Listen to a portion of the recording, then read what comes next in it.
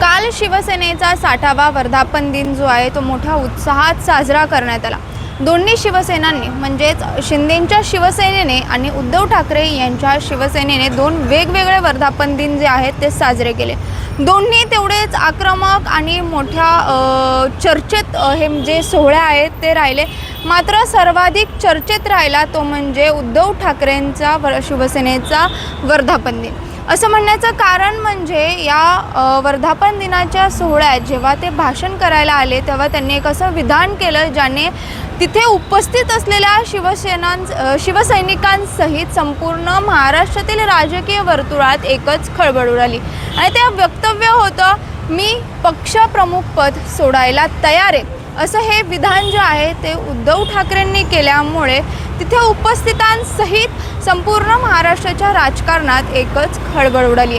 त्याच्यामुळे त्यांच्या या विधानाचं विश्लेषण सध्या आपण या व्हिडिओच्या माध्यमातून करणार आहोत। यासोबतच या विधानाचा अर्थ काय होतं, सध्या याच्या कशा प्रकारचे पडसाद जे आहे ते सध्या राजकीय वर्तुळात उमटत आहेत, कशा प्रकारच्या प्रतिक्रिया सध्या वेगवेगळ्या पक्षांकडून येत आहेत, याचाच आढावा आपण या व्हिडिओच्या माध्यमातून घेणार आहोत। तर सुरुवातीला आपण पाहूयात, जसं मी म्हटल्याप्रमाणे काल शिवसेनेचा वर्धापन दिन होता, 60वा हा वर्धापन दिन होता। उद्धव ठाकरेंचा जो वर्धापन दिन होता आणि एकनाथ शिंदेंनी जो वर्धापन दिन आयोजित केला होता, यामध्ये दोन्ही बाजूंनी एकमेकांवरती बरेच आरोप करण्यात आले, मोठमोठे विधानं करण्यात आली, एकमेकांना हिणवण्यात आलं, डिवचण्यात आलं। मात्र यात उद्धव ठाकरेंचा जो वर्धापन दिन होता त्यांच्या शिवसेनेचा तो सर्वाधिक चर्चेत राहिला, कारण की त्यांनी त्यांच्या भाषणावेळी एक असं विधान केलं ज्यामुळे तिथे उपस्थितांमधल्या शिवसैनिक जे होते त्यांच्या डोळ्यात पाणी आलं।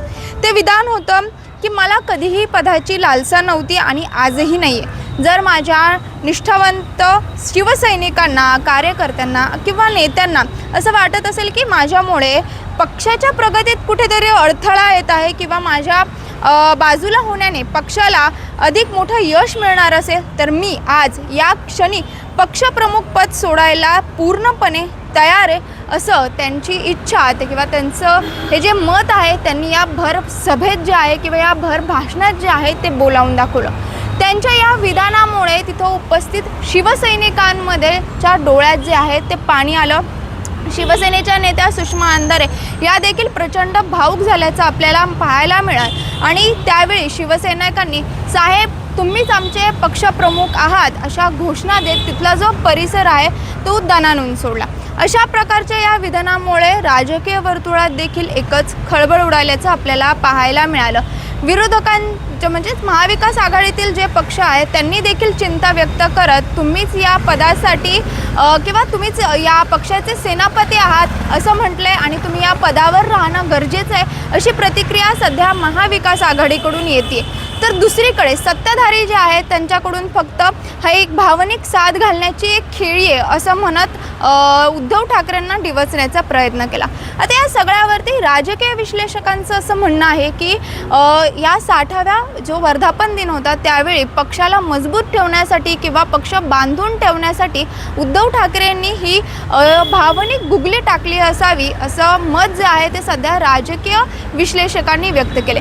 पण सध्याच्या राजकारणात पाहायला गेलं तर हे जे विधान आहे ते अधिकच गंभीर असल्याचं किंवा त्या स्वरूपाचं आपण म्हणू शकतो, कारण की उद्धव ठाकरे यांच्यावरती सतत अनेक गंभीर आरोप होतात। आदित्य ठाकरेंवरून असतील, संजय राऊत यांच्यावरून असतील किंवा उद्धव ठाकरे हे कार्यकर्त्यांना भेटत नाही, अशा प्रकारचे बरेच आरोप जे आहेत ते उद्धव ठाकरेंवरती होतात। आणि या आरोपांमुळेच जसं म्हटल्याप्रमाणे आधी आमदार फुटले आणि आता खासदार फुटले आणि त्याच्यामुळे ही जी परिस्थिती आहे त्याला अनुसरूनच कुठेतरी उद्धव ठाकरेंनी हे विधान जे आहे ते केलं असावं अशी देखील सध्या चर्चा आहे। मात्र त्यांच्या या विधानामुळे महाराष्ट्रातील भविष्यातील राजकारणात नेमकं कुठलं नवीन वळण घेतं का हे पाहणं आता महत्त्वाचं असेल। आणि जर खरंच उद्धव ठाकरेंनी पक्षप्रमुख पद सोडलं तर पुढे भविष्यात कोण हे पद स्वीकारणार, कशा प्रकारची ही पूर्ण पुढची प्रक्रिया असेल हे पाहणं देखील महत्त्वाचं असेल। मात्र सध्या तरी पाहायला गेलं तर आजच्या राजकारणातून उद्धव ठाकरेंचं हे विधान जे आहे ते अत्यंत गंभीर आणि मोठं समजलं जातं, ज्याच्यामुळे सध्या महाराष्ट्राच्या राजकारणात एकच खळबळ उडाली आहे।